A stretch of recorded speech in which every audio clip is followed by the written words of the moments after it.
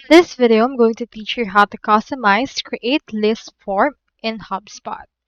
So to custom create some lists, what you can do is you can first navigate to the settings, which is this gear icon, or you can click onto the search bar and directly search for object. You can also find object on your settings, so you can head over and click on those as well. You can find them in here if you want. Now in here we have our object, so you can expand it and choose what object you want to actually create.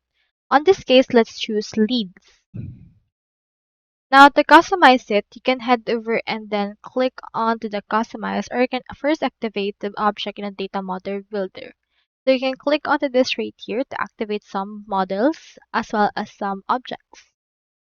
Here we have some data. You can custom create an object based on this, or you can actually edit out some objects that already have. So click onto this tickets. You can click onto this right here in order to edit it. You can edit its object type as well as the current property, the object name, singular name, and the likes, and you can actually save it right here. You can use this configuration wizard to add or remove or rearrange properties you currently have right here, and you can remove them as you want as well. So that's all there is today. And if you haven't subscribed to HubSpot yet, make sure to use your affiliate links given in the video description.